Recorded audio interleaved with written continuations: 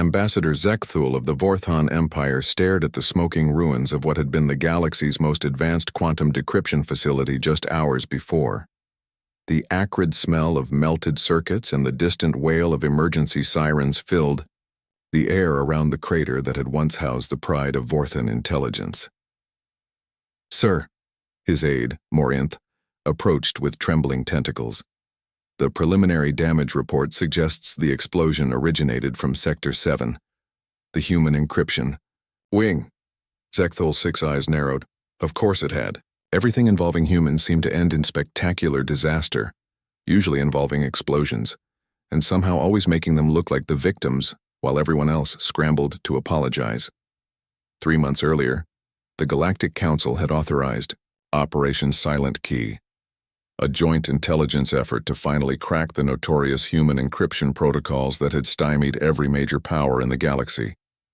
The humans, with their typical arrogance, had claimed their encryption was mathematically unbreakable, citing something called quantum entanglement paired with recursive emotional algorithms.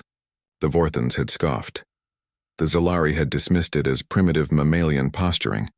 Even the normally cautious Kretok Federation had agreed that no species could develop encryption technology superior to their combined computational might. They had been catastrophically wrong. Dr. Elena Vasquez, the human cryptographer assigned as a liaison to the project, had seemed almost amused by their confidence. She was a small woman by human standards, with graying hair and laugh lines around her eyes that somehow made the aliens more nervous than any threat display. "You know," she had said during the first briefing, adjusting her glasses, "our encryption isn't just mathematical, it's psychological, cultural. We don't just scramble data, we make it fundamentally incomprehensible to non-human minds." The Vorthon lead scientist, Dr. Threxmore, had dismissed this with a wave of his manipulator arms. "Consciousness is consciousness, Dr. Vasquez. Logic is universal. Your species may be creative, but mathematics doesn't lie." Dr. Vasquez had smiled, that peculiar human expression that never quite reached their eyes when they were about to prove someone catastrophically wrong. "We'll see." For weeks, the combined alien intellects threw everything they had at the human encryption samples. Quantum computers that could simulate entire star systems, crystalline matrices that processed information faster than light, biological, neural networks spanning continents. Nothing worked. Worse than nothing working, the encryption seemed to be actively fighting back. Files would decrypt into what appeared to be human poetry, only to reveal themselves as launch codes when read backwards in ancient Latin. Military communications unraveled into recipe exchanges between suburban grandmothers, complete with passive-aggressive commentary about someone's potato salad. "It's almost like they're mocking us," Morinth had complained after their 7th consecutive failure yielded nothing but what appeared to be extensive documentation of something called Florida Man incidents. Dr. Vasquez had overheard. "Oh, we absolutely are. That's actually layer 3 of the encryption. Humans respond to mockery with either violence or creativity. Aliens apparently respond with confusion, which makes you predictable. Predictability is a cryptographic weakness." The breakthrough, or breakdown, had come when Dr. Threxmore decided to bypass the psychological components entirely and attack the quantum substrate directly.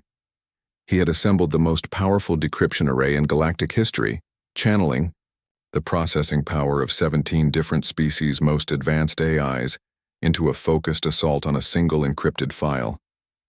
The file had been labeled Jenny's Birthday Party, Family Photos.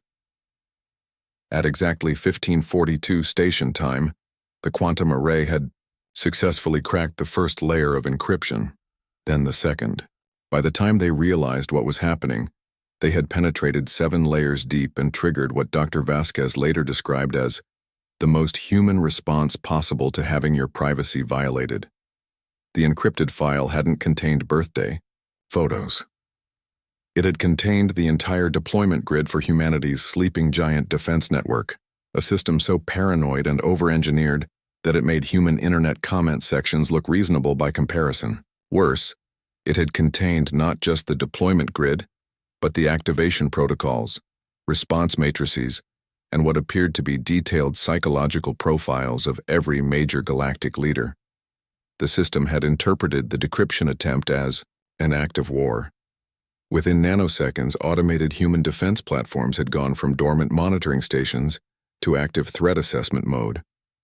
Within minutes, they had concluded that the Vorthon Empire, Zilari Confederacy, and Kretok Federation were all engaged in a coordinated intelligence attack on human civilian infrastructure. The AI's response had been swift, overwhelming, and thoroughly human in its approach. If you're going to start a fight, make sure everyone knows who finished it. 17. Vorthon intelligence satellites had simply vanished. Zilari communication networks had been infiltrated and began broadcasting human sitcoms.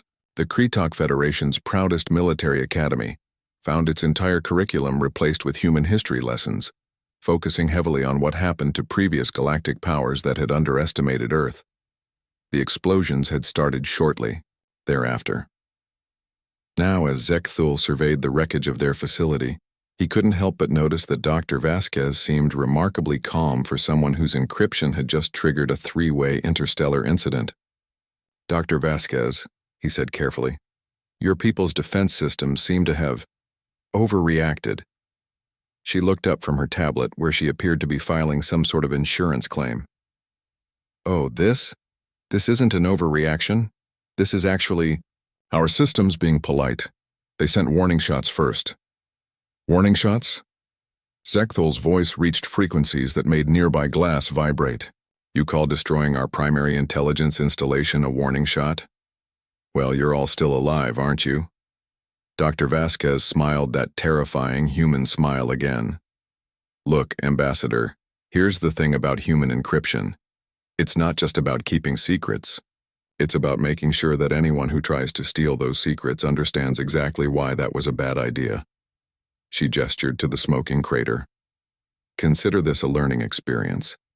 Next time you want to know what's in our encrypted files, maybe just ask nicely first.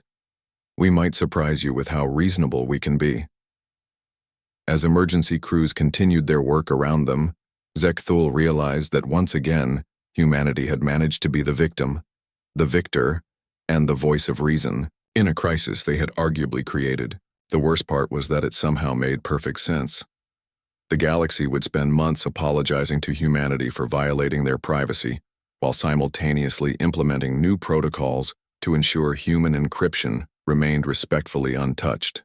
Dr. Vasquez finished her paperwork and headed toward the transport pad. "Oh, and Ambassador, next time you see Jenny's birthday photos, you'll understand why we encrypted them. Humans are very serious about protecting our family memories."